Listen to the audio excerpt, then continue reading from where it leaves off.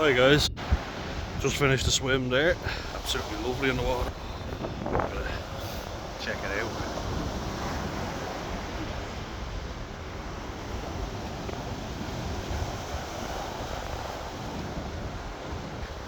Was just in contact with my dad there, asking how he got on, and genuinely meaning it.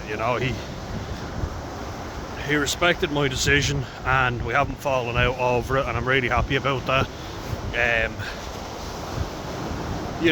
He wanted me to go to the funeral, but it was like, look, I don't want to. I feel like it'd be dishonest, and plus I had to do a COVID test, so I had to stay away anyway. Because you're around vulnerable people. It's not as serious as it was, but you have to stay away from vulnerable people for 10 days anyway. I don't feel too bad anyway, so no obvious symptoms. Look at that, parts of a jellyfish just washing up right there.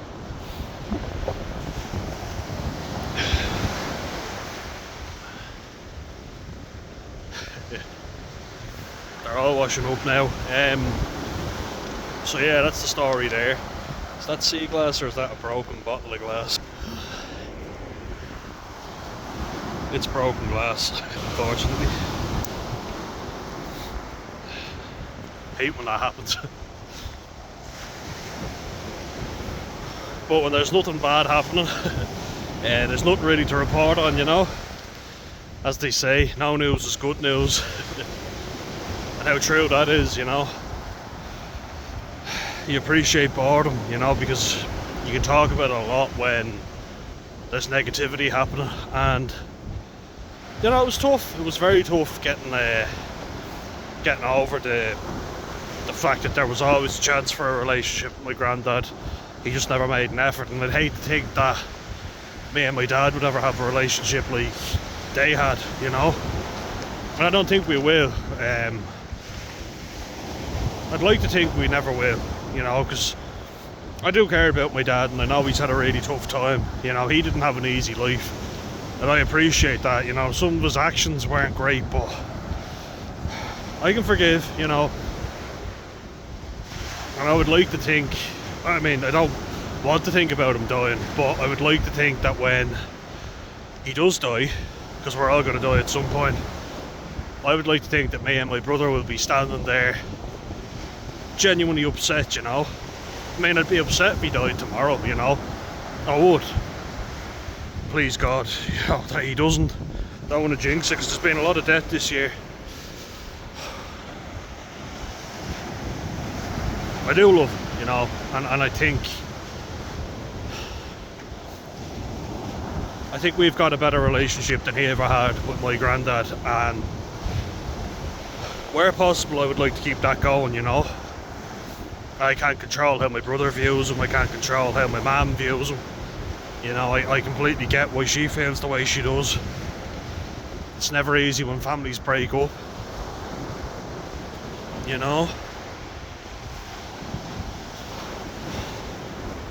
But look, getting stronger because of it, and we'll get there. What I wanted to talk about today, and if it's taken me a while to string a sentence together, please bear with me, because this is something that I wanted to make its own separate video and do a really good talk about it. That is my opinion on antidepressants, and I get that I've been rambling a little bit. I always do.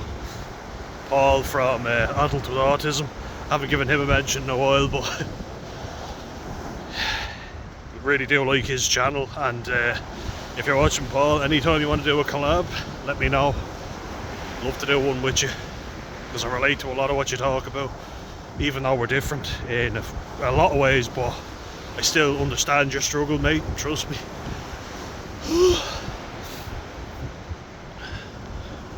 And he talked about medication and antidepressants as well. But I wanted to give my own take, because I've been on Mirtazapine now for a while, and I haven't drank on it, except for the flak y'all when I drank 4 pints. And I shouldn't have done, you know, because it's foolish drinking on medication because it doesn't mix very well. It can make you very sleepy. I was only watching a video from Backcountry again today, Stu, where he was talking about he was showing a video of a school bus driver in the States. Her name was Colleen, and she was absolutely buckled, but she was mixing, or he believed she was mixing antidepressants with vodka, which is not a good idea. And giving his own take on what happens, saying he's passed out on trains, he's blacked out, you know, because they make you very sleepy, and then it makes you very hard to wake up. So also mixing alcohol and sleeping pills is a very bad idea. Very bad idea. And can lead to a state of agitation when you do wake up. So just to clarify, you know, it's never a good idea to mix alcohol with antidepressants, or any drugs with antidepressants for that matter. But what I'm on right now is 30 milligrams of Mirtazapine. So I was on 15 milligrams for 28 days, and I forgot that it was Tuesday, so I had to remind myself what day it was and look it up on my phone. I thought it was Wednesday. Then I remembered I have an appointment tomorrow with the addiction counsellor Catherine, and I think there's going to be a lot to unload, especially with the current situation with my granddad passing away. So that's where she earns her money. I don't have to pay her, actually. I'm lucky in that sense, but she's paid for by the government, and God knows they use her as much as they can. She's a good woman, very good, and I get on really well with her.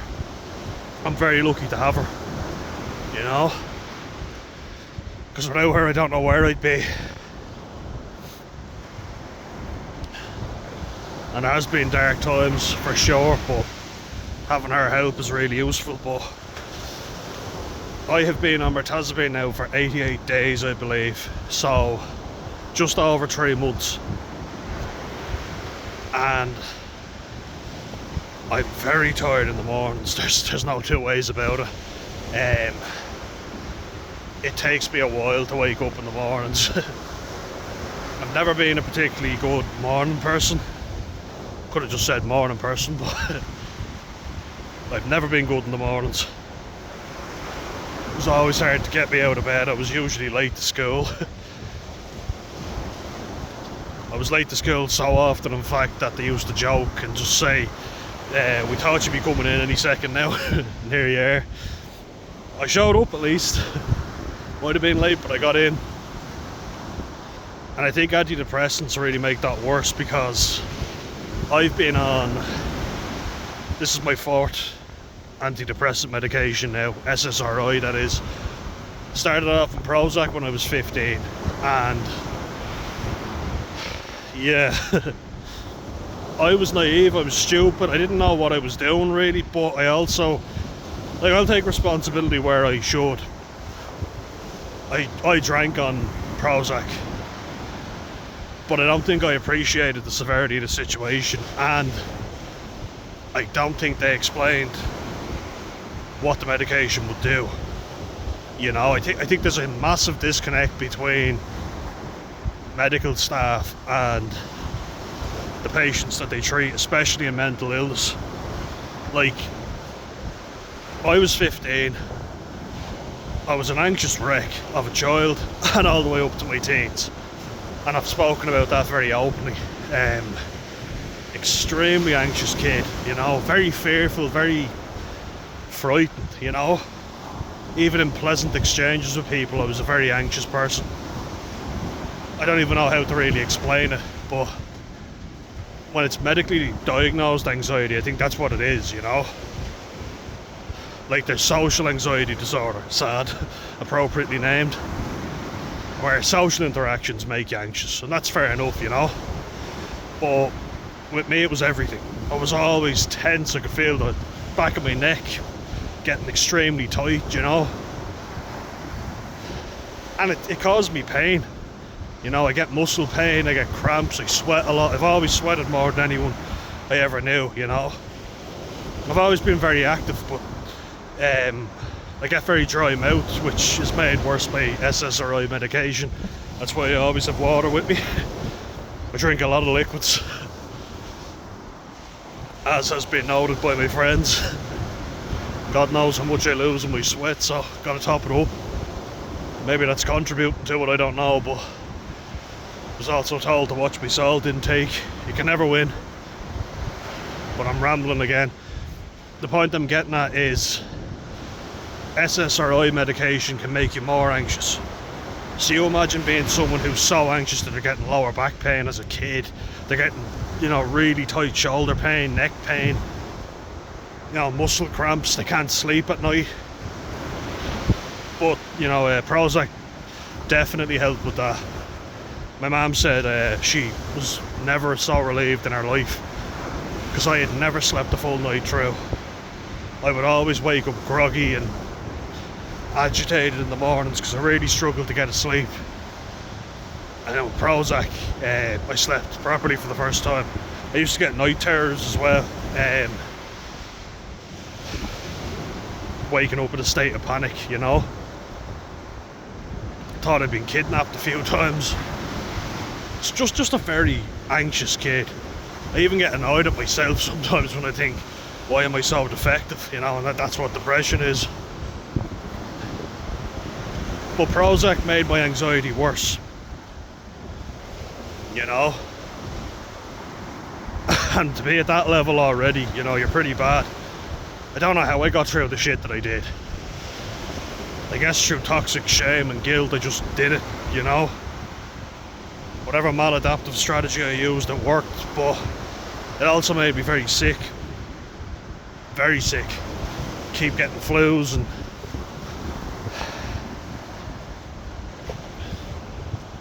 But like I spoke about as well when I first drank, my dad's not into medication, you know, he's never been big on pills.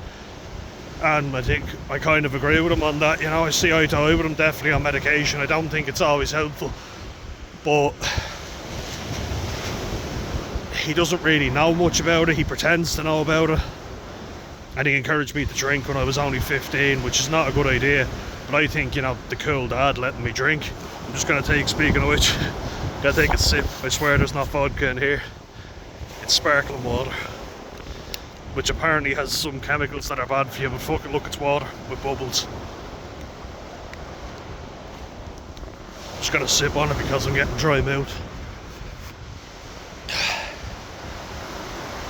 Just check it out around here.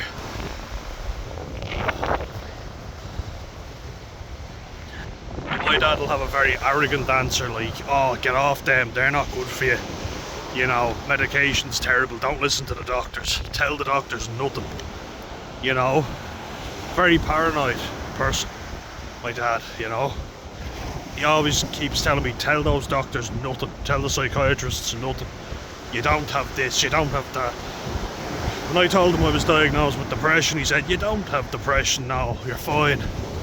And I'd say, you're doing fine, you know, and everybody wants to hear you're doing fine. Of course they do, you know, so I was like, yeah, he's right, you know, just push through, be hard on yourself, as he'd say to me. And look, life is hard, it's not going to be easy.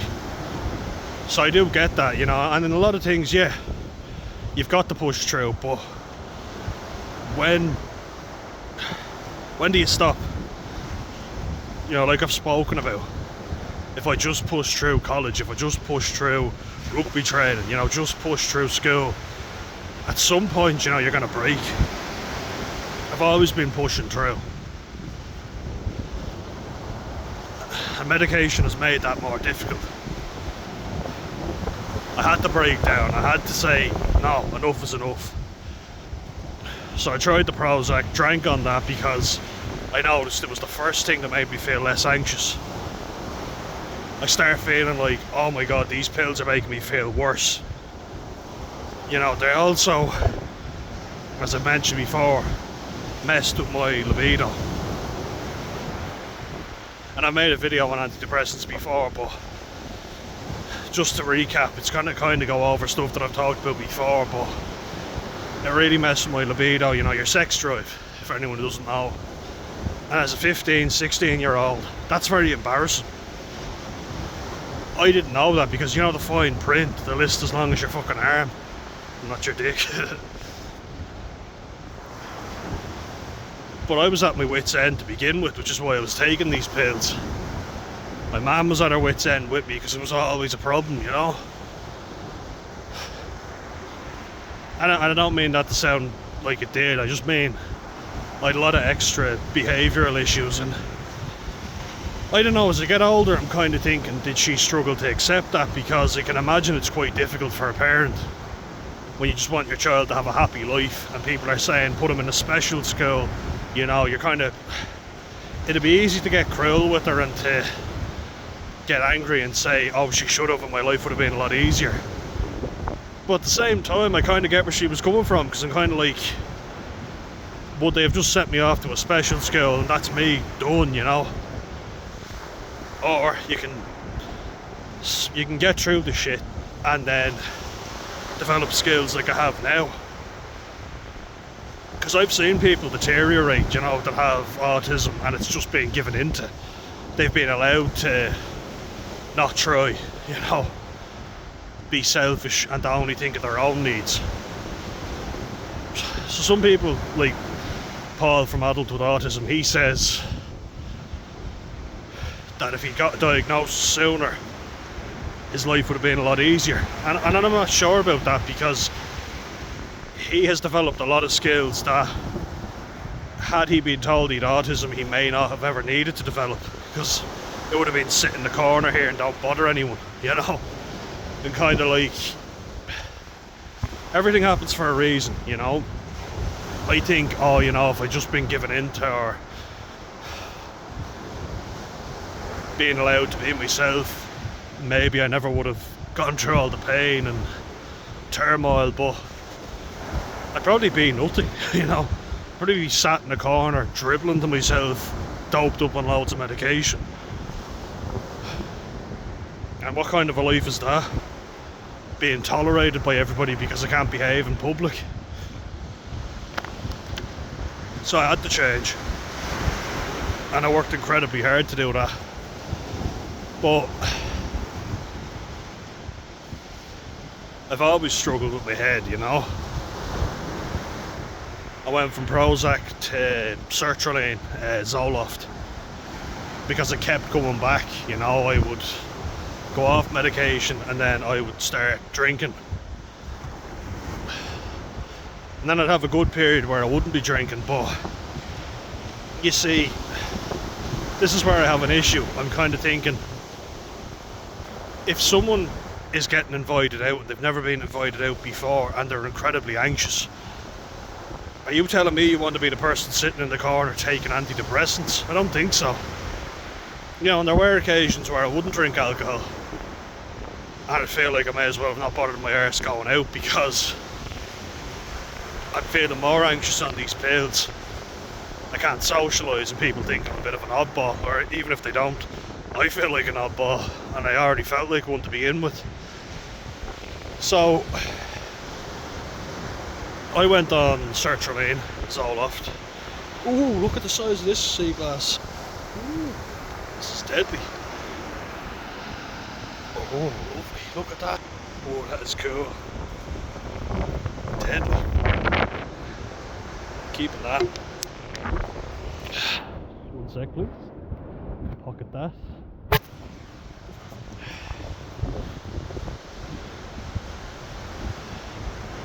But yeah, I was terrible with people, never mind the ladies. I just kind of wanted to sit on my own and not be bothered, you know. I just didn't have the social skills or the desire, you know.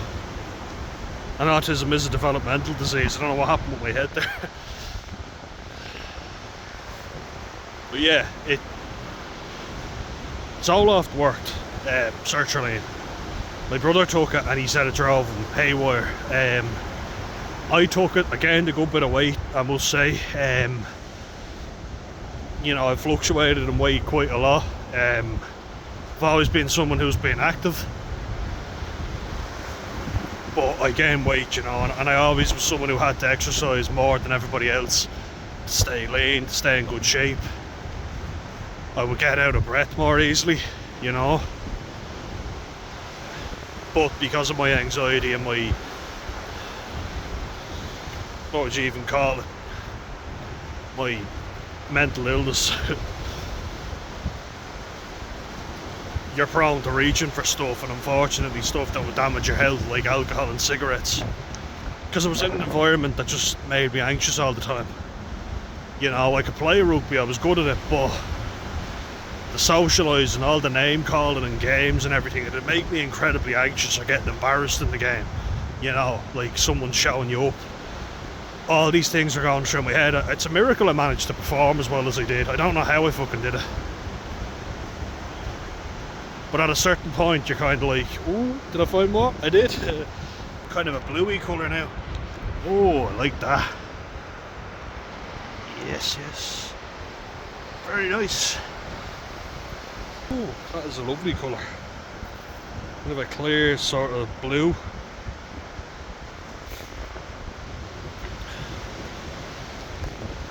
But from speaking to other people who dealt with anxiety and depression, I could relate to everything they were going through, only I've been dealing with that since I was a small child, you know, at least with anxiety anyway.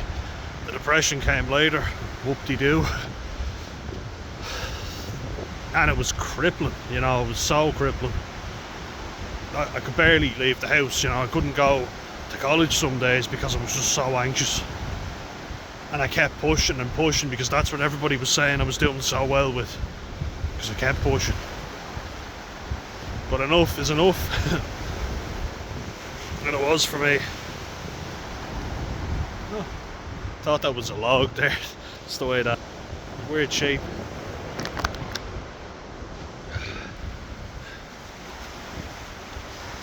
But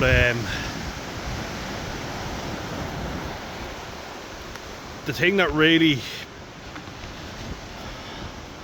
I think what really stopped me with the sertraline was when I went for a rugby league trial. Okay, so I'd spoken to a doctor, a GP, general practitioner, and I'd gone to him and I told him everything I was going through. You know, I'd been to him before because I hit my head, you know, or at least they said I hit my head. I did hit my head, but I'd hit my head so many times in rugby games. I just wanted to come off, you know. Played really well, but I played about 20 minutes and after that I was done. You know, it's very heavy. This is after my biggest ever weight gain. I was nearly 20 stone, and for me that's a lot. Confidence was rock bottom, you know, I didn't give a shit. I was you know, I was just in a very bad way. I was eating shite food, I was gambling, I was drinking lots of alcohol. Just became extremely depressed. Weirdly enough though, at that time, 3 months off the gym seemed like a lot because of how often I was going. It all just came to a head, you know. I felt like with rugby injuries, I'd given up on life, you know, and I'd say the best thing about that time was because I was so depressed, I didn't have the energy to kill myself. That's the one good thing that came from that, because I did not respect myself at all. But on the flip side, I had been in really good shape for a while and I didn't appreciate it because I felt so shit. You know, they say you don't appreciate something till it's gone, and that was very true. Because I was always looking at myself in the mirror, and this is the truest form of body dysmorphia, which I've spoken about. But I was clearly underweight and I thought I was fat. Now I knew I was fucking fat. So I was free. You know, if someone called me fat before, I was always so sensitive. I was like, I'm not fat, fuck you.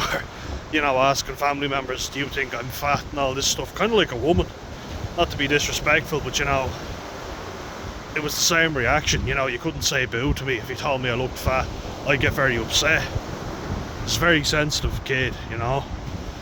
And because I always had weight on and had to exercise more than everybody else, I was extremely self-conscious. Plus the fact that my family made me feel more self-conscious. I'm actually surprised in primary school nobody ever called me fat. You know, I had a tipping problem where I'd poke people, and that seemed to be what drove everybody off, but I can safely say nobody ever really called me fat, no. Which is weird. Thought that was an easy one, but they actually complimented me. Even kids that didn't really like me would compliment me being strong. I was kind of like the fat, strong kid. Getting sidetracked again, bear with me. There is significant weight gain with a lot of SSRI medications, is the point that I'm getting at.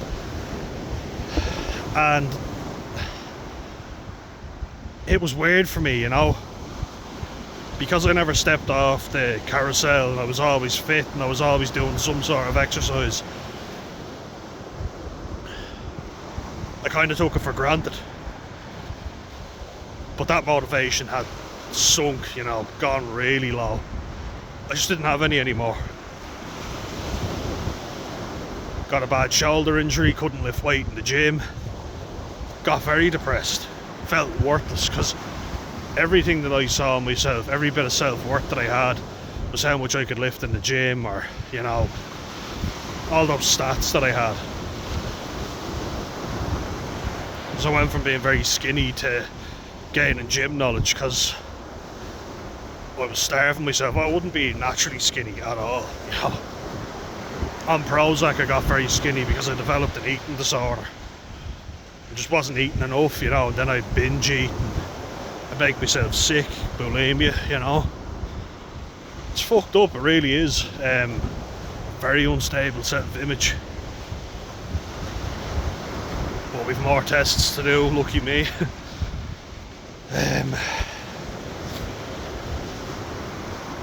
But when I went and I played a rugby league game, it was after an exam as well, and I hadn't been to the gym in about a week. I'd started back after my 3-month period off, and funny enough, because I had a big appetite and the big belly, I actually gained a good bit of strength because I had all this excess body weight, so it was hard to tackle. And I played really well when I came on, you know, was smashing through people. But because I had gained so much weight, I was also very unfit, so 20 minutes and I was done. I pretended I injured myself and I got a concussion. I didn't really, you know, I could have shrugged it off, and back when I was fit, I would have shrugged it off, no bother. But I said, no, I've got to come off because I feel sick, which started happening to me a lot more often. Went to the doctor and I was kind of, I didn't tell him out straight that I didn't want to play because I thought, we used to joke about rugby and talk about rugby all the time, but it was something that was a real source of praise for me. And someone who has really low self-worth and self-confidence, if that's your only source really of achievement, you don't want to give it up, because what else have you got? I wasn't the smartest in my class, you know, wasn't the best looking, didn't have the best body, you know. I've always been a fat kid, so if you're good at something, you're kind of like, oh, I have to stick at it. But oh, check out this sea glass. Oh, turquoise. Pop that in there. Ooh, that's really cool.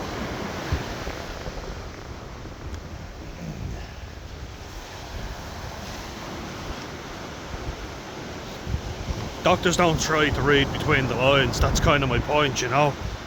It was like, if he bothered to ask the right questions, he would have probably seen, do you really want to play, you know?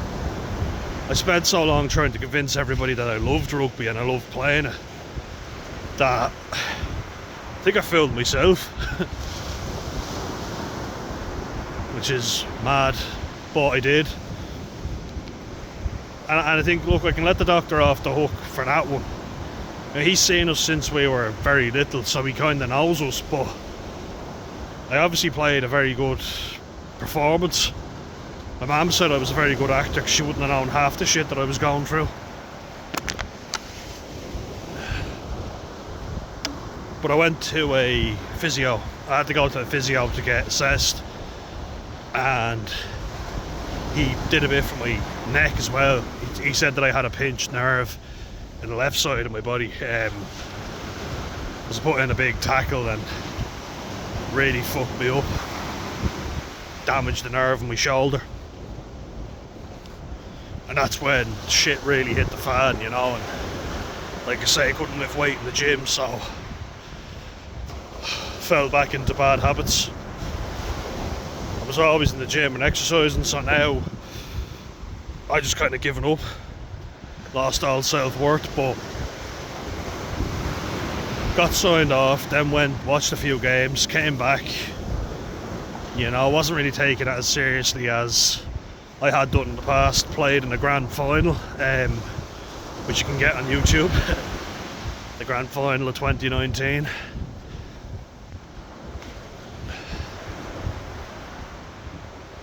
But then I'd been on sertraline for a while, and I'd been offered a chance at a Rugby League Ireland trial. So it's like club, it's Irish clubs, you know. There's a chance to at least have the Irish jersey on, if nothing else. So I kind of thought to myself, sorry, 1 second. I kind of thought to myself, you know, maybe now's your chance, you know. But I wasn't in great shape. More sea glass. Check it out, green, nice green.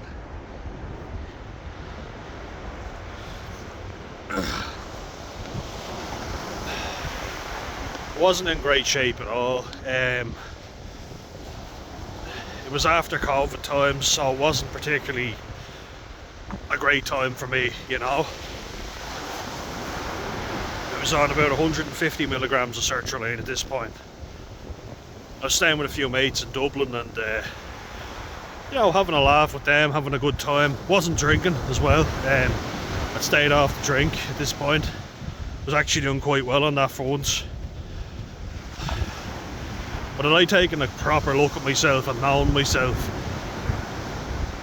And actually, you know, like, thinking of a lot of people, I think most other people would have said I'm not in the shape, you know, I can't play or I can't train, because they would have known themselves a lot better than me. Not knowing yourself is very distressing. I think a lot of people don't realise that, you know, what a great comfort it is to know yourself. But I was like, you know what, fuck it. I've never exactly been doing too well, so I'll go to the trial.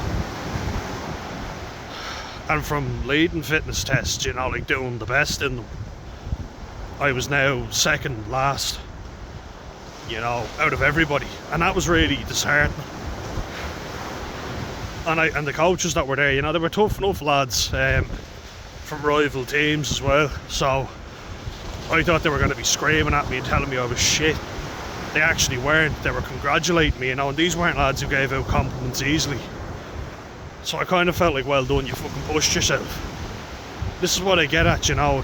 This is why I'm always saying everyone will praise you for pushing yourself. Rightly so, you know. They could obviously tell I'm giving as much as I physically can, because that's why I'm getting sick. You know, I could not do any more physically. And I felt like, you know what, fair fucks to you. You struggled, you really fucking struggled. We did COVID tests before it, and I was praying that it came back positive. I was really hoping. That's not something you enjoy, you know. And my mum said, why didn't you tell me sooner? And I thought, well, because I thought it was something I just had to do, you know. Don't be weak. Fortune favours the brave. Be watching a lot of South Park. If you know that episode where they start selling piss, Senor Pee-Pee. He's an idea to sell filtered piss instead of water. well, I guess filtered piss is technically water. I think they do that in London. Don't quote me on that. But yeah, you know, you think to yourself, because that's the lie you're told, is that if you just push yourself, you will achieve everything. That's what we've been told. Well, I couldn't have given any more on that fitness test, right? A lot of people would have had panic attacks if they dealt with the level of anxiety I had. It might sound like virtue signaling, I get that, look, I understand. It's kind of like, oh, well, you're so great. Trust me, I am my worst critic. I never praise myself. It's taken a lot of people having to look at it and go, Jesus, I wouldn't have done that if I was in your shoes. If it was that unenjoyable, I simply wouldn't have done it. I'm kind of like, really? That's what I'm talking about. It just made me realise how little I actually know myself. And how much my self-worth was determined, and I mean still is, by other people, but I'm getting a lot better than I have been. You know, I needed people to praise me all the time, just to make me feel adequate, never mind good. But I went to that trial anyway. Long story short. Again, another South Park thing, long story short, on the zip line, and another lovable episode.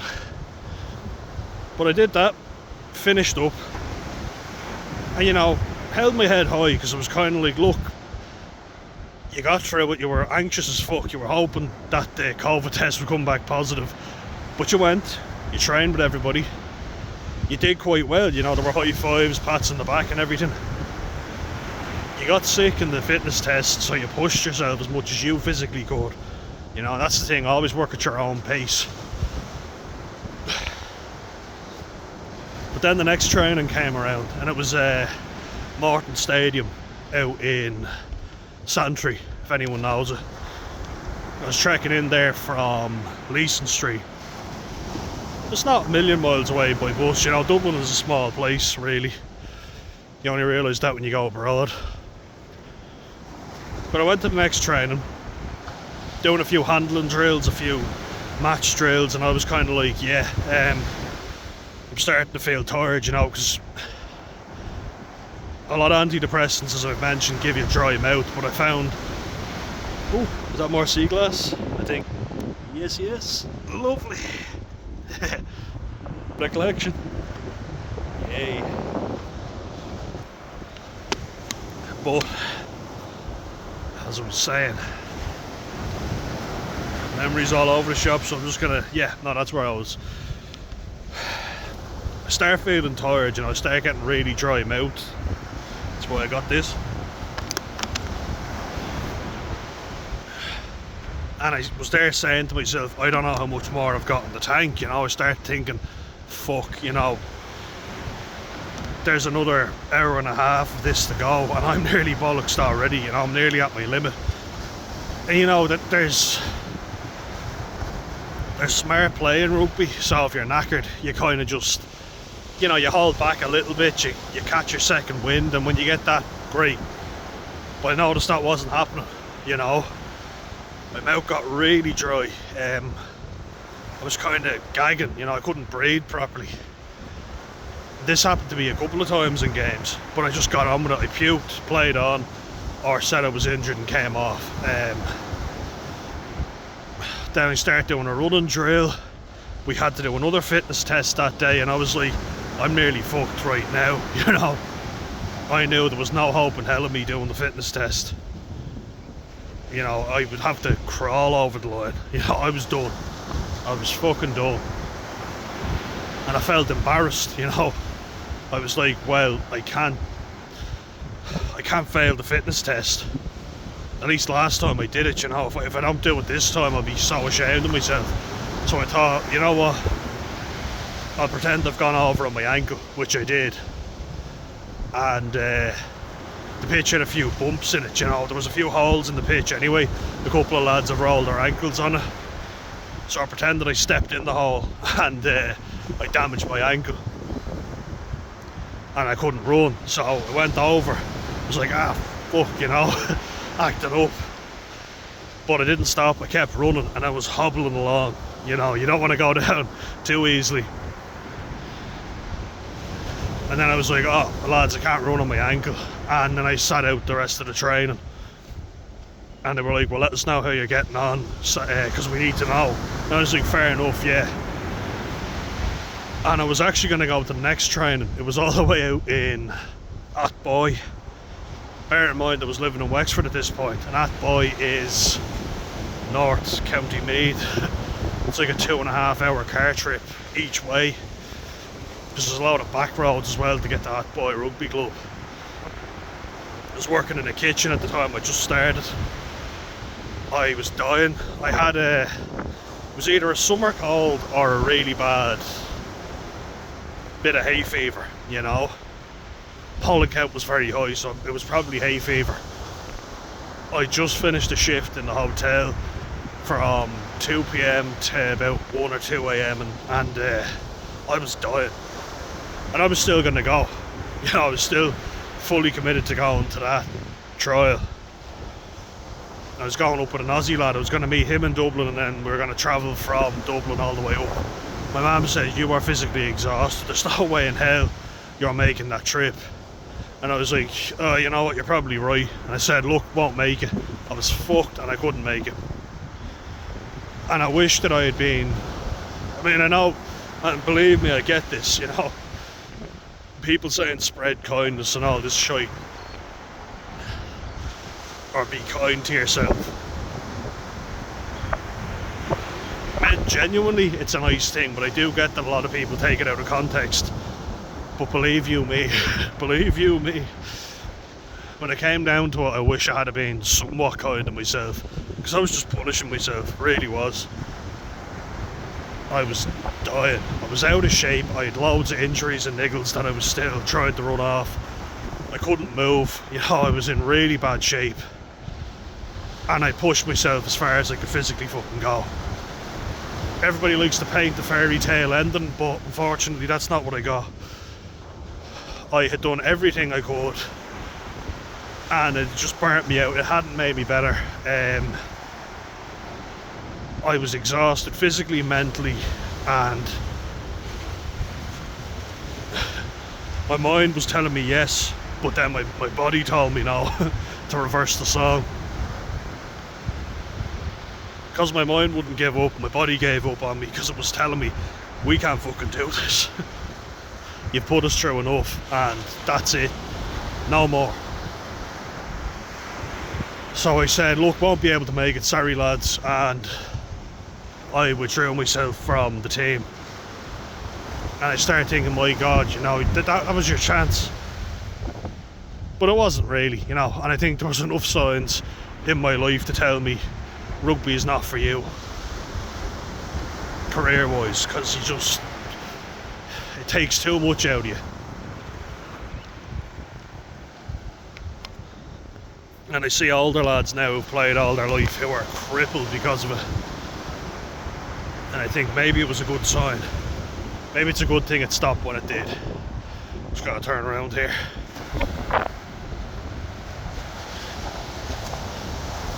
Nobody tells you what it's like though, being autistic and playing sport. There's very few examples of that. And nobody really tells you what it's like playing sport to a decent level when you're on antidepressants. It's very tough, especially on high dose like what I was on. Because they make you gain weight, they make you lethargic, they make you very nauseous. I got very nauseous. I start getting sick more often on the pitch. And because I was coming on and off them, that was really fucking with my body in ways that I didn't truly appreciate. And I felt like physically I can't perform here. And because it's the only thing that makes me feel good about myself, I have to be able to train, I have to be able to physically perform. I'm being invited out places as well, so I have to be able to drink. Because I'm so anxious and worn out all the time, I need something to take the edge off. My God.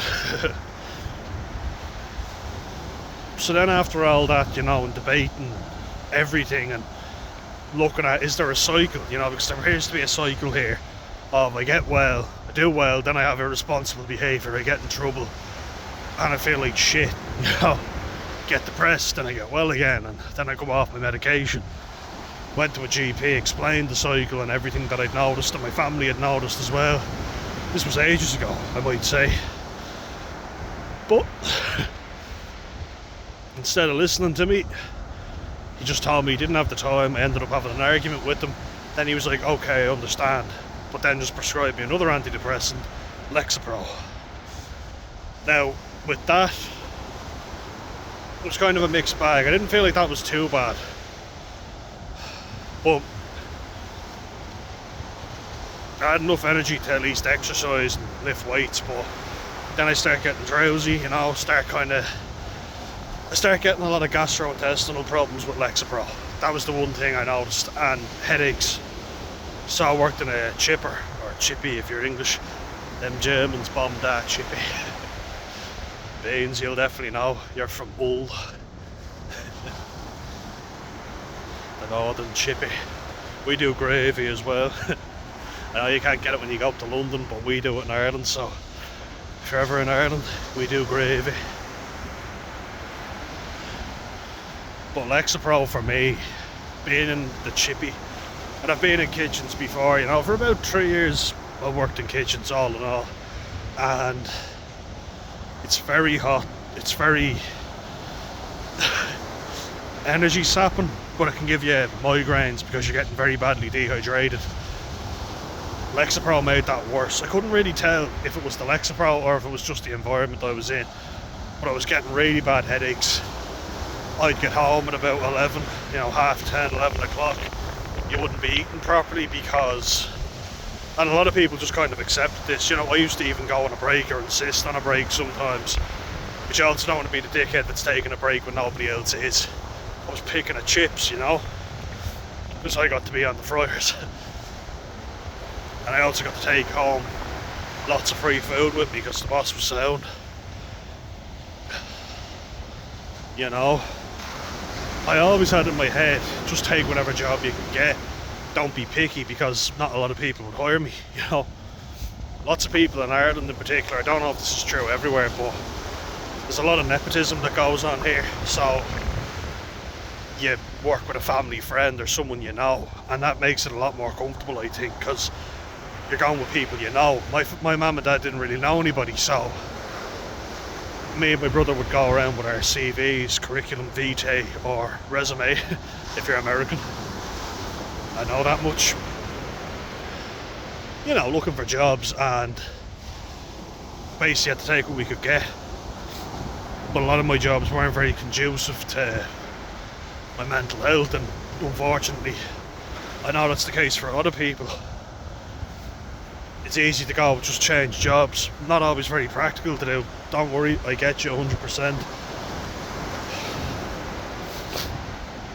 And even though a lot of times I could have said I'm not working, I didn't want to, you know, because I was afraid I'd become lazy, I'd become sloppy, you know, that carousel I keep talking about, that imaginary carousel. But once I said I'm taking a break, it would be very hard for me to get back, you know. And it has been, but it's been very necessary. So yeah, Lexapro did help in a lot of ways, but it also made my stomach feel very uncomfortable. You know, I start getting the shits. No two ways about it. But yet I looked fatter, you know. I looked more overweight, and I posted a picture on my Instagram, and I think I've uploaded it on this channel, but it shows you just in a like 3-month period how chubbier I looked. A lot of weight was sagging down, you know, so my chest looked had saggy man tits, to put it lightly, but a big gut as well. 3 months off, and you can see I have a noticeably bigger chest, and my stomach isn't hanging down as much. You just get very lethargic, you know. Very lethargic. That's why I came off that, because I was exercising. It's always been a thing where I've had to exercise, you know, and I was terrified of becoming morbidly obese and getting heart disease. It's always been a big fear of mine. That's just to give you I think you need context in order to understand where I'm at now. I'm 88 days on Mirtazapine. 28 of those were 15 milligrams, and then the 60 days since that have been 30 milligrams. I've missed 2 days in a row because I was so out of it, and I have been so out of it that I simply forgot. You know, I just thought, oh yeah, they're always going to be there. Now I'm well stocked, thank God now, but Rory Byrne, a newest member of the channel, you just said get off that Mirtazapine, and you said you hadn't actually taken it, but you'd seen a friend just become a vegetable. If you're watching this, I'd like to hear more, but trust me, I'm not one to willingly take medication. It took a lot of convincing for me to go on this. What I will say is, I'm noticing that my anxiety isn't as bad. Now that's being kind of iffy, you know. These medications, like I've definitely gotten more states now where I'm so low that I'm not saying a word. And that was while being on Mirtazapine. And I do often wonder, does the medication make you more depressed and then just bring you back to baseline? You know? Don't even think that's conspiracy theory, I think that's true. But I will say that before I went on it, I was extremely anxious. I drank and then I found myself sitting on a bridge contemplating chucking myself off. And that was after 6 months, that was nearly 7 weeks of sobriety. So clearly things were not going well. Now life circumstances have played a huge role in that, I might add. But it's not as if things were hunky-dory without any medication. Speaking of happy things, more sea glass. Jeez, I'm gonna have loads for the collection. There we are. Lovely. Lovely jubbly. Look at that. Nice. Pop that in.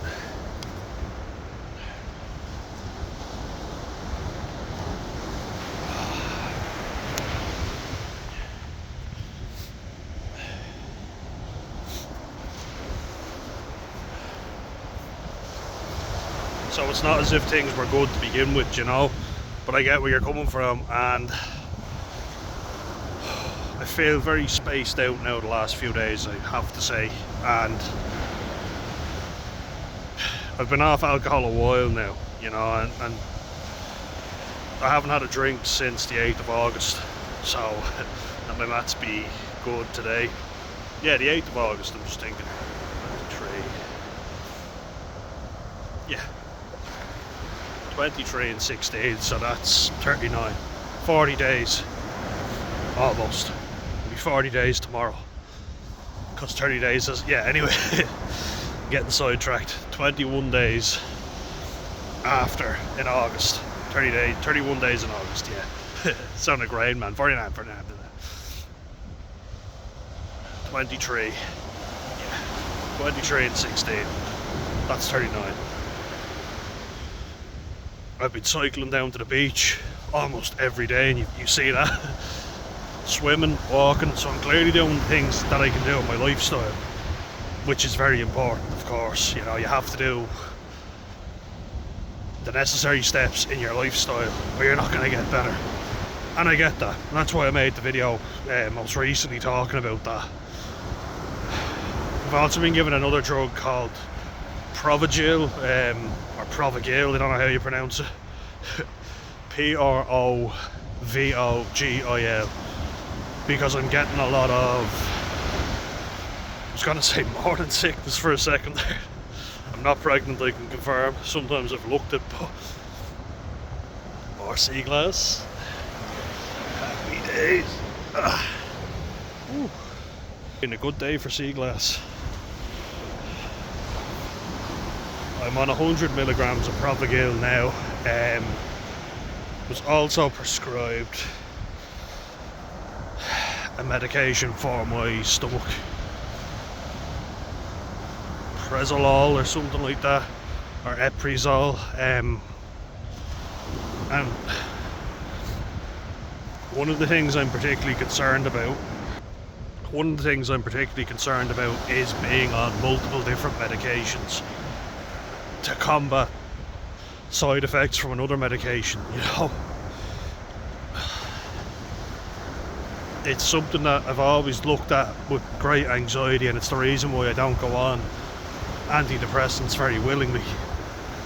But I think a suicidal gesture like being on a bridge is severe enough to warrant you doing anything really, and some days I'm just delighted that I'm so low in energy that I don't have the energy to do anything negative, you know what I mean? I know that's not ideal, but the damage it would cause, the devastation it would cause to my family and my friends if I was to do something like that.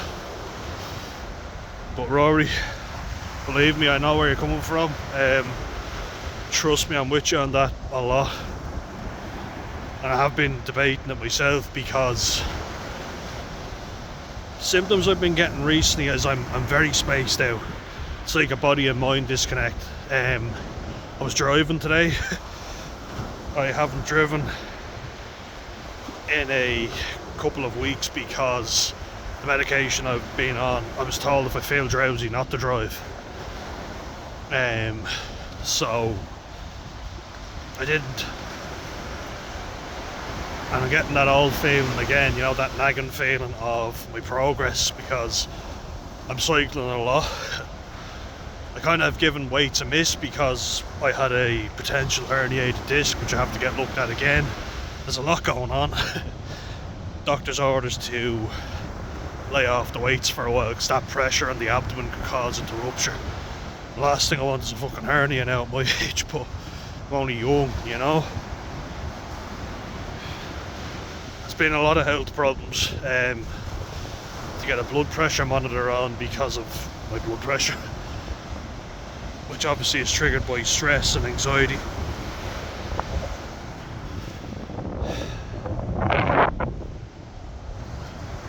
But the Provigil is to help, or Provigil, I don't know how you pronounce it, but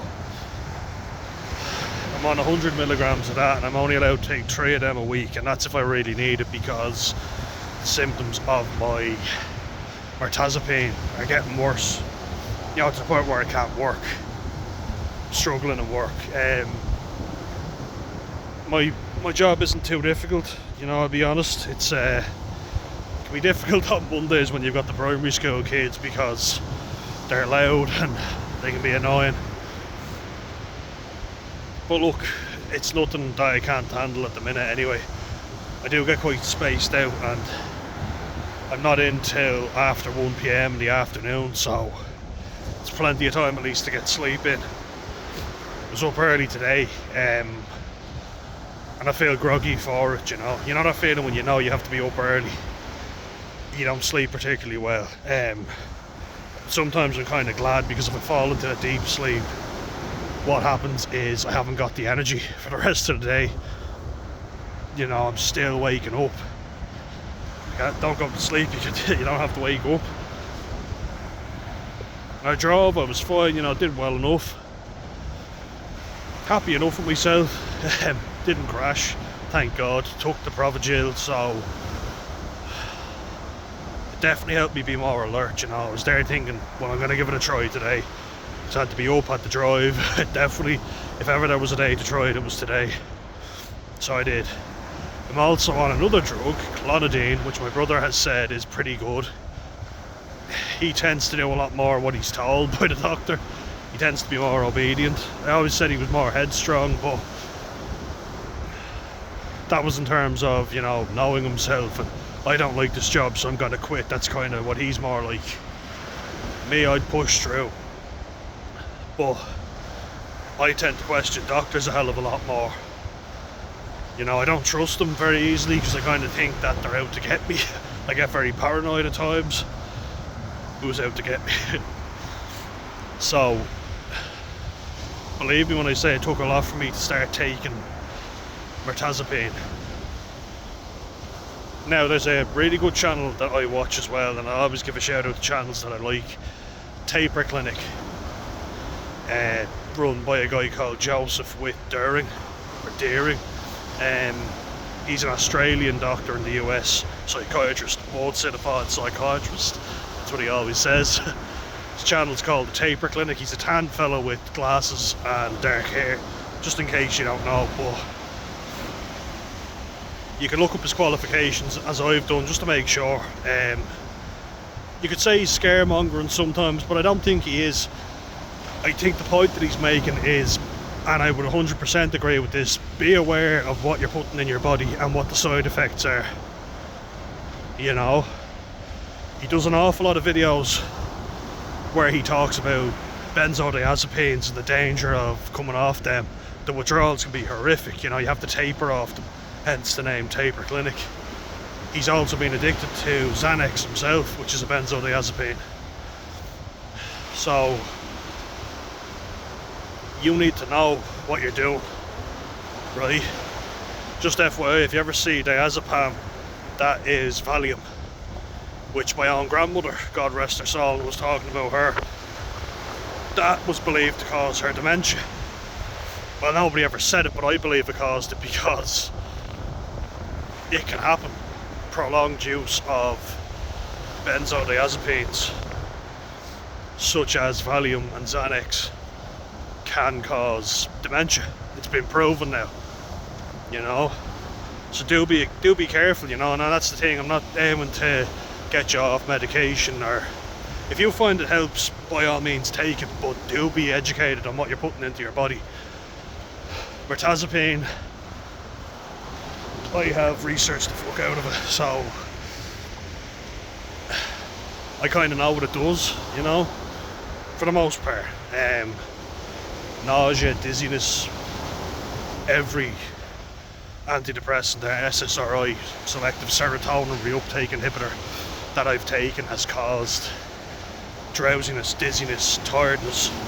I don't really mind that so much because, as I say, I'm someone that has struggled to sleep pretty much their whole life, so I welcome sleep, I love sleep, and I fucking need sleep. We all do. Anyone who says they don't need sleep, they're talking shite. And it's linked with heart disease, cancer, all sorts of negative things. So you do need sleep, we all do. It's just that some people can function better on less sleep. Too much sleep is also bad, I must also state. But yeah, medication in the morning that I take for indigestion to reduce stomach acid. I'm running out with that now at the minute, so I don't think I'll go back to the GP with that. I have to make an appointment with her in 2 weeks, so it's a different doctor. Bear with me. I have to let her, or I have to talk to her about the results of my psychiatric assessment. We'll see where we go from there. Maybe there might be a chance that the psychiatrist wasn't panicking me. You know, he wanted me to be relaxed. But we'll go over the findings anyway. I have to do blood tests as well to check my hormone levels and cognitive tests. So very thorough, let's just say. What else? Yeah, I also have been given clonidine, which is a blood pressure medication. I don't know if I already mentioned that. I know that I mentioned that I'm taking it, but I also use that when needed. So if I feel like I'm very stressed, I can take that. I'm also aware though that that's exactly what my nanny Lena, that's what she used. She used to use Xanax. She used Xanax as a coping strategy. She also used to drink alcohol on it, so wasn't a big drinker, you know, but you shouldn't mix alcohol and benzodiazepines. Just FYI. Avoid alcohol if you can. If you're fine and you've never had an issue, you know, you do you. I don't really think I can boss you around here, so if you drink and enjoy it, yeah, fine, you know, you do you. But all I'm saying is, if you're in poor mental health, perhaps one thing you should consider is giving up alcohol instead of adding in a new medication. I know that Sober Start 42, Rick on that channel, he is taking Mirtazapine, but he's also drinking alcohol. I don't think it's very responsible of a medical professional to give him medication like that while he's still drinking. Personally, I think they've got to do more to get him off alcohol,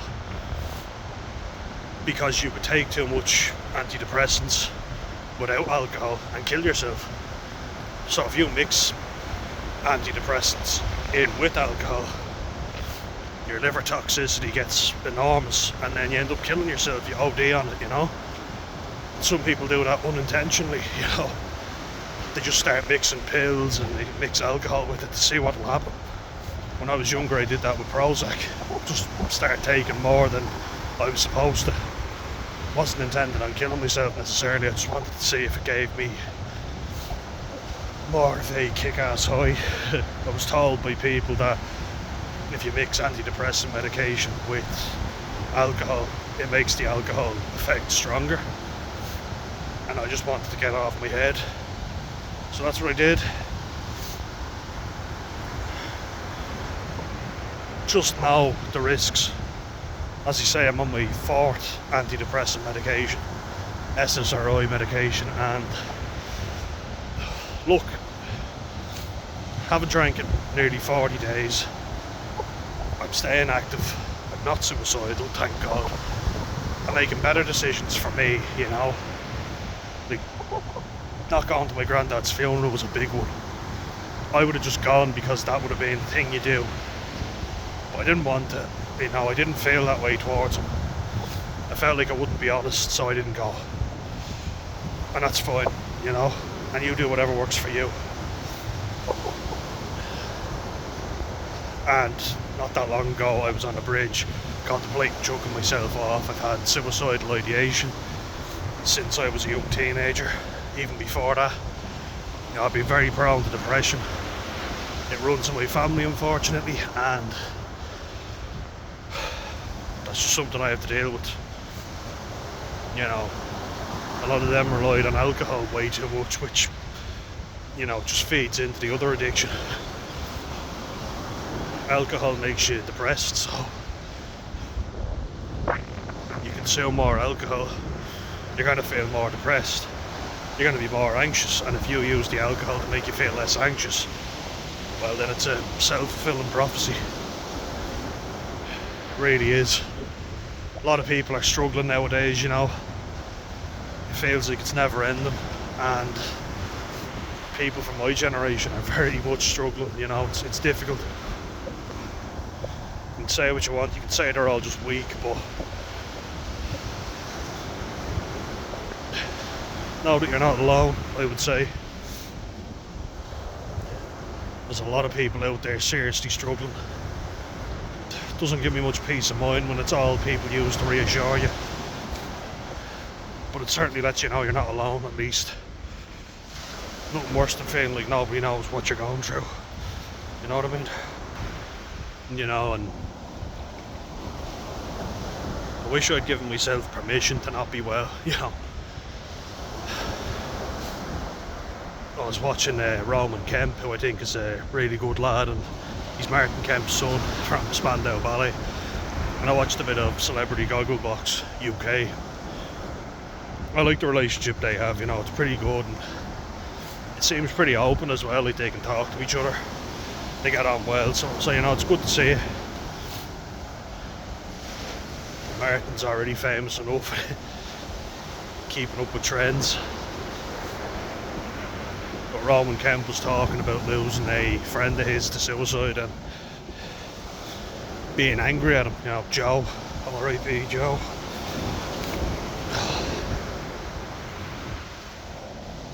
At the end of the day, my aim is to keep people on this planet.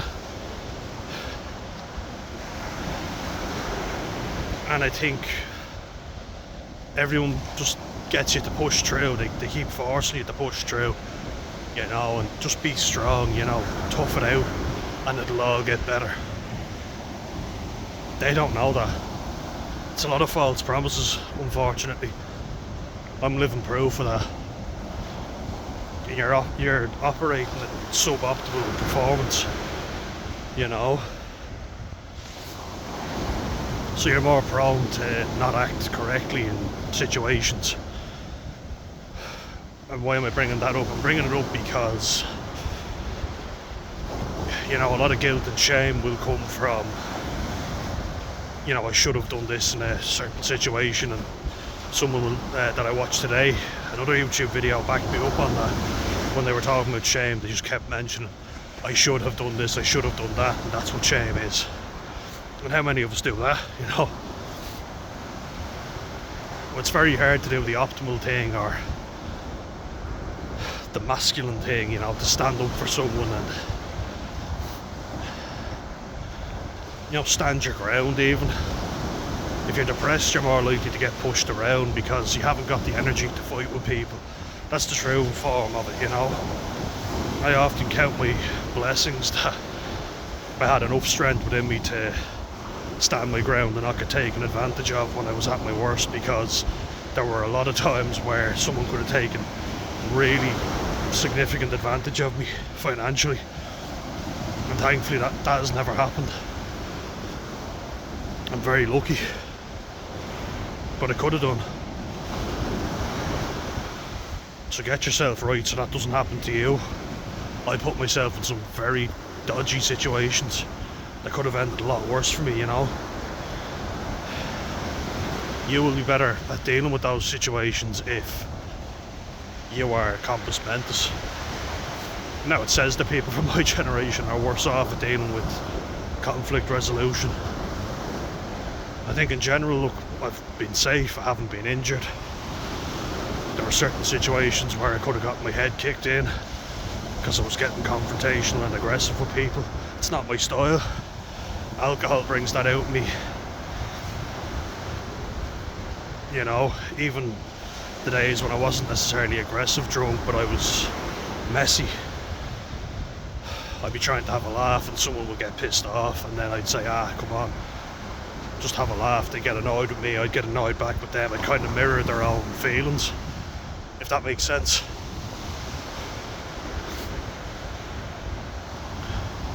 You don't need that stress in your life as well, you know. And I do often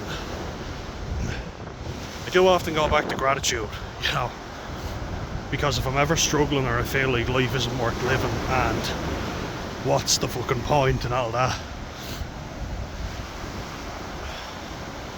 I just keep going back to my proper suicide attempt, my first and thankfully my only ever true attempt. I wouldn't class the others as attempts at, say, ideation or, you know, hinting at it.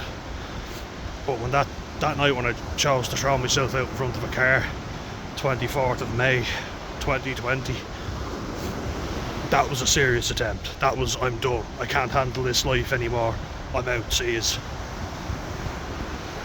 Was I thinking straight? I'll be honest, I think I was. At that moment I was, you know, because thoughts of why to stop were coming into my head. But then I started thinking, I felt like this for long enough, you know, time to be a man and do something about it. And unfortunately that must be what happens with a lot of young men, because they're taking their lives in growing numbers. The numbers are drastic, and it could be anyone that does it, you know. And I think because of these fucking things, I'm trying to make phones and I'm trying to make technology and social media a place of connection as it was initially intended, rather than comparison. Oh, you know, if someone said this to me, I would have done this. But when you're out with them, oftentimes they fucking don't. They're talking shy. Sorry, I'm getting a bit of surfer's drip, I just noticed it. Pardon me. Don't have any tissues, unfortunately. But then you start going, oh, this person did this in this situation, I'm such a pussy, I'm such a coward, you know. I should be more confident, I should be like this, and then we go back to the shame.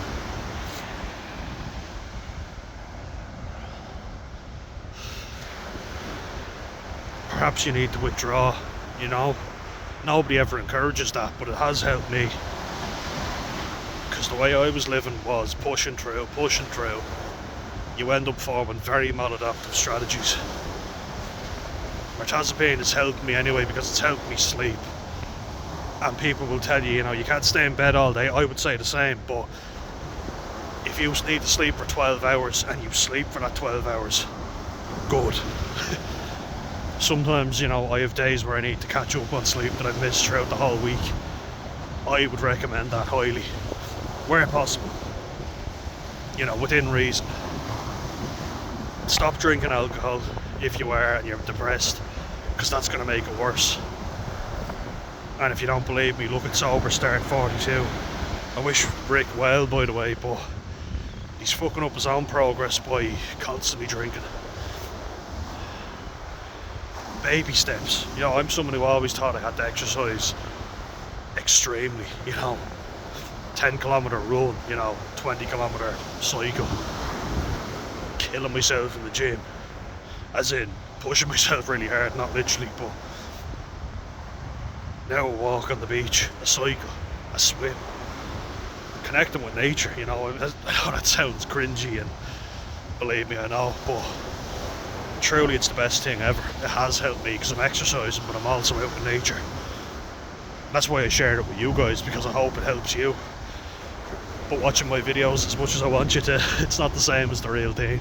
So do get yourselves out in it if you can, you know, because I've tried the benefit of trying and failing at a lot of things is that I can offer advice on what worked and what didn't. Again, Ebenezer Scrooge, don't make the same mistakes as Jacob Marley. Learn. Luckily it's not too late for me.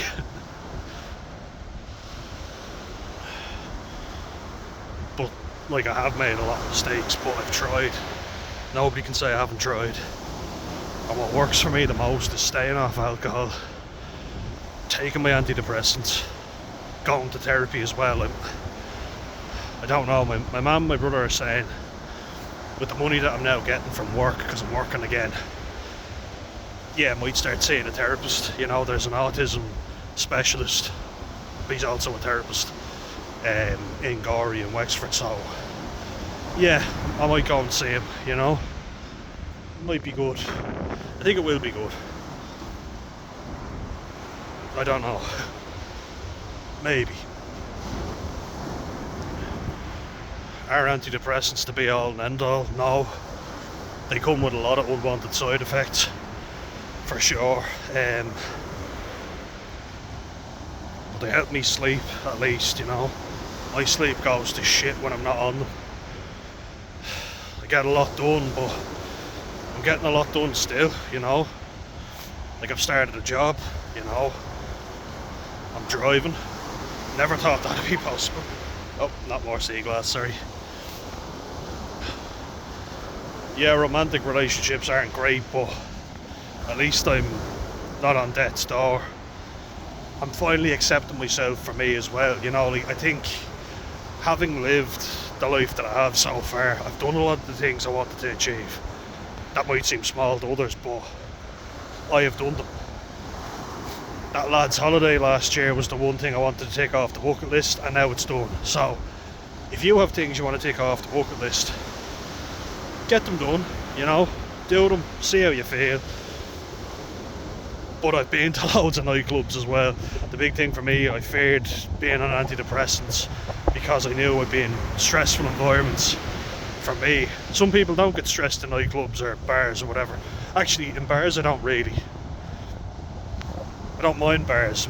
Busy bars in Dublin city centre, not even the worst, you know.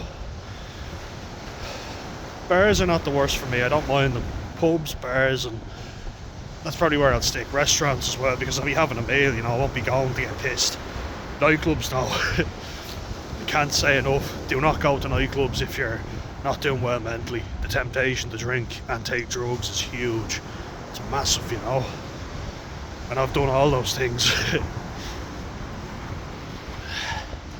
I was always afraid, I think, of just ending up as nobody. You know, just this other autistic kid who ended up in a loony bin. Big fear of mine. I've done a lot of things I didn't think I would. So peacefully I can kind of go, I've done that now. Maybe it's time to start being me and accepting myself for who I am. Because I'm not a bad person, you know. I'm a good guy. I finally accepted a drink is not for me. And sometimes I need a reminder, you know. That's why I didn't go to the funeral today as well. For a bit of a selfish reason, but I thought I would have been tempted to drink. Especially because my brother wasn't going, so I would have been trapped up there drinking with them. My family, who are not pleasant drunks. They're not violent drunks, you know, but they get very depressed, they get very miserable, they talk a lot of shit that makes me feel sad. My dad always mentions, you know, you'll be 30 before you know it, and then everybody learns at their own pace, so don't feel like you're missing out on stuff.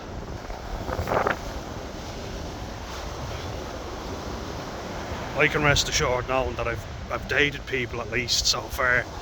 Haven't had a long-term relationship, but I probably wouldn't have been in a good place for it anyway. Need to get my head sorted, you know. Need to buy my own car as well. That's something I really want to do. Then I'll have access to one all the time. That's something I never thought I'd do, you know. A lot of people take that for granted, not me, because I was never good at it, never really liked it. So, you know, there was a way around it. I'll drive an automatic. Most people in Ireland drive manuals, but automatics are getting more popular. You know what I did? And it was very proactive. I'll just give you an example now. So, I felt a lot of shame and guilt because I couldn't drive, and a lot of people my age could. Not only that, they wanted to. So I felt like I should want to, but I don't. So, I did it, didn't like it, nearly crashed my dad's car. So put off doing any sort of driving for ages. My dad kept telling me, nah, you need to drive a manual because that's what we drive here in Ireland, so it's pointless. At least with a manual licence you can drive a manual and an automatic. But with an automatic there's less steps. I went, did my theory test through Wexford Local Development, who've helped me out so much, really helped me out a lot. Got me a lot of courses that have gotten me qualifications, and I can add them to my CV. And through them, did my theory test, spoke to a guy who has every sort of driving licence under the sun, be it truck, motorbike, manual or automatic car, he has them all. I trusted him, liked him very much, and he said, if I were you, from what you've told me, I would start in an automatic. He has an automatic and he's a very good driver. He says, look, they're much easier, less steps, and if you're anxious about stalling the car by putting it into gear, you don't have to change the gears in an automatic.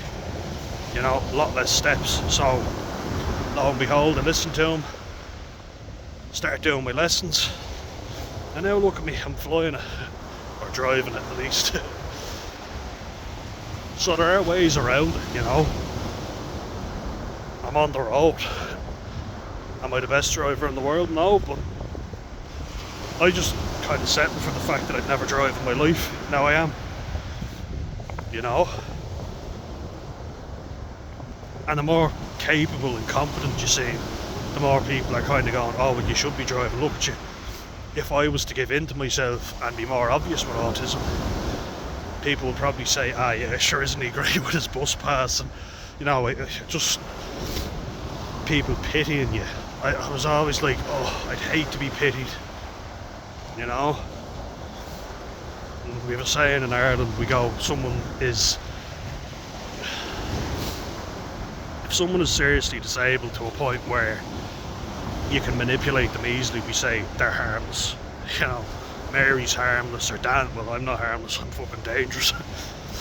I'm dangerous. No, I'm dangerous to myself most of the time. But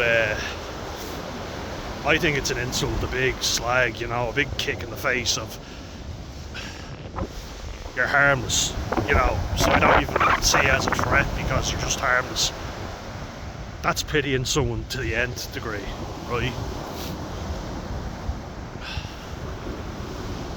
Do things in your own time, you know.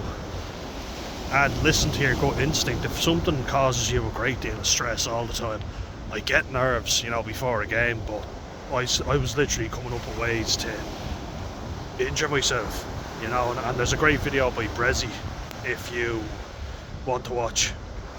I recommend it highly, where he talks about literally being out, he wanted to break his own arm to get out of a rugby game.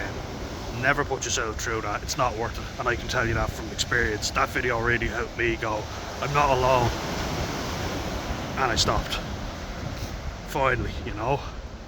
Played a game this year, but start coaching, another way of being involved. So there are ways around everything, right? For now, antidepressants are helping me, so I'm going to stay on them. I haven't given them a chance without drinking alcohol, so that sail over there with a great height. Oh, there he is. Oh look, it is what it is. Little baby. I'm going to just see if he's okay.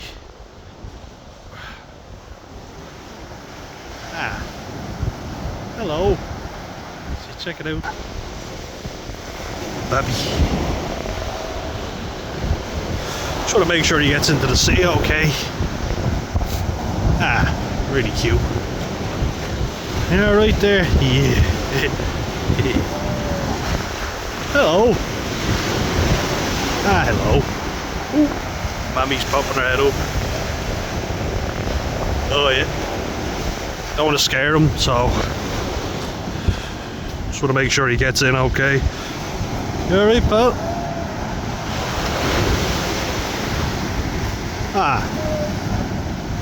You okay? Hello, little fella. You okay? You okay? Hello. I'm here for you if you need me. You alright? Yeah, good lad.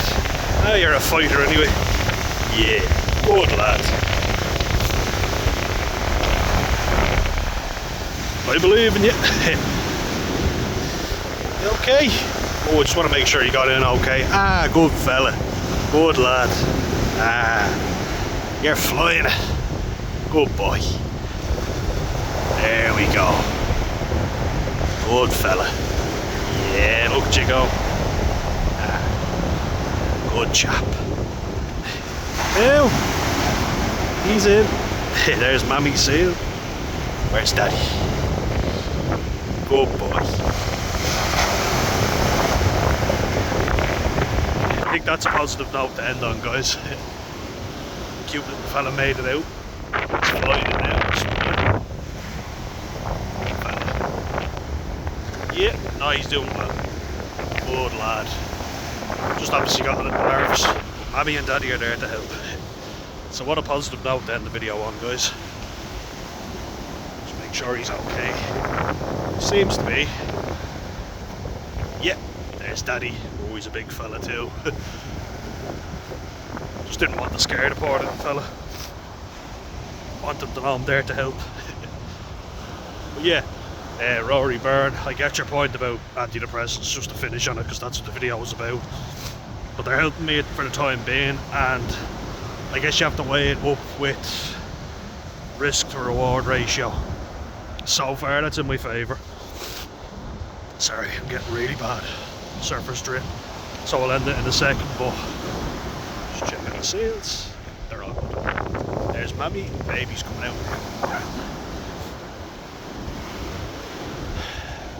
For the life that you want to live, or you know, at least for the time being, if you're housebound and you can't leave because the antidepressants are knocking you the fuck out, like my brother on olanzapine, he was so lethargic, he gained a lot of weight, so that's not good.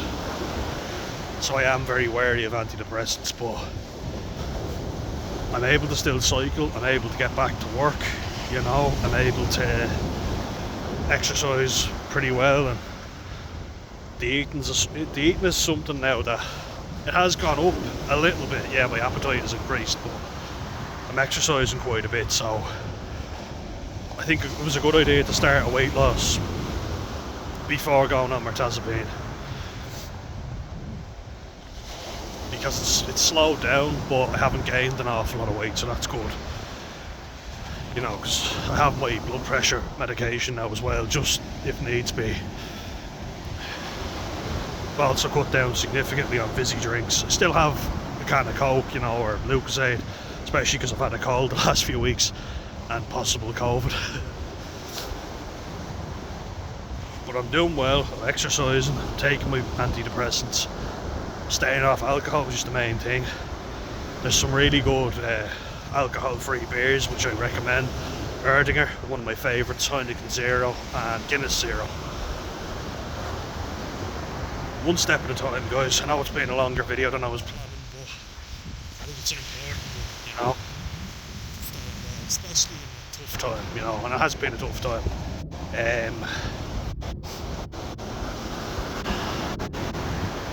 But yeah, look, life is okay. Life isn't bad. A lot better than it has been, and I don't feel like ending my life, which is something that is obviously a good thing. So rant over, and hope you are all doing well. It's raining down here and I have to still cycle home, so better get home before it starts getting dark.